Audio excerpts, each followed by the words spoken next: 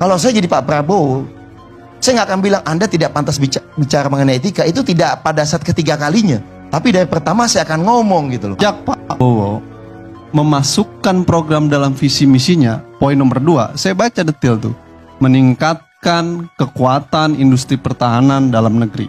Sudahlah Bu, saya ini riset soal industri pertahanan sudah hampir 20 tahun lebih karena pernah dosen industri pertahanan ya.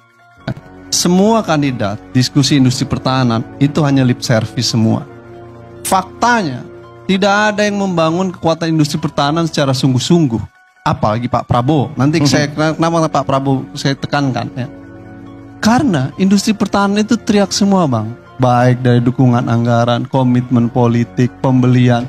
Orang lebih seneng belanja di luar Bang Karni. Kenapa? Dugaan permainan kalau di luar nggak kelihatan. Kalau ke industri pertahanan, kelacak, KPK, dan lain sebagainya. Jadi seneng belanja di luar dibanding belanja di dalam negeri.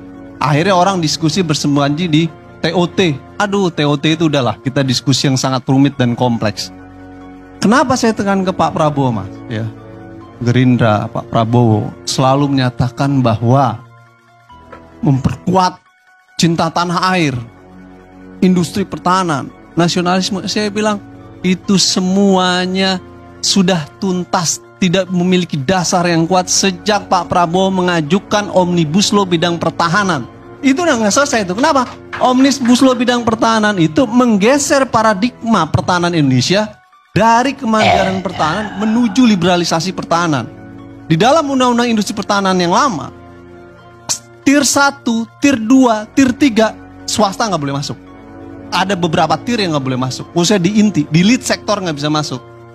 Lalu kemudian asing, di undang-undang penanaman modal asing nggak boleh masuk di isu-isu persenjataan dan lain sebagainya. Itu undang-undang industri pertahanan lama. Kenapa? Semangatnya adalah membangun kemandirian pertahanan.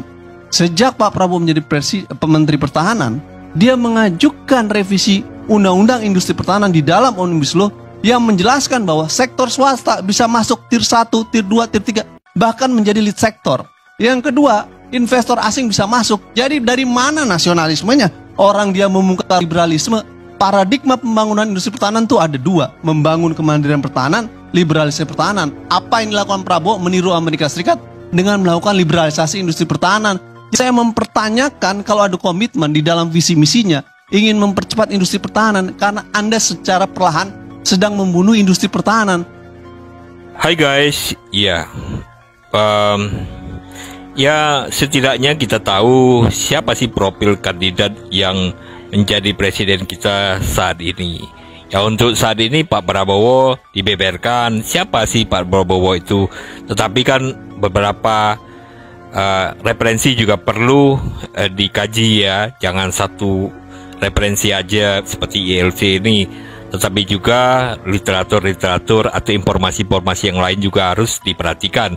Karena untuk memilih seorang kandidat itu ya tidak cukup satu informasi saja. Nah itu tadi pengamat militer Al-Arab mengungkapkan profil Pak Prabowo tindak tanduknya pada saat dia menjadi Menhan ya sampai sekarang, dan bagaimana dia mengusulkan soal Omnibus Law di bidang pertahanan. Nah itulah, kita juga harus tahu siapa Pak Prabowo. Kita harus tahu juga siapa Pak Anies. Kita juga harus tahu siapa Pak Ganjar. Jadi kita jangan salah pilih jadinya.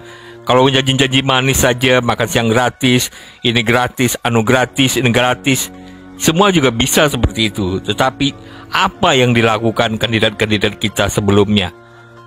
Dia melakukan apa? Prestasinya apa? Apa yang sudah dilakukan? Hal-hal jelek apa yang sudah dilakukannya? Ya perlu kita tahu agar kita waspada. Itu aja.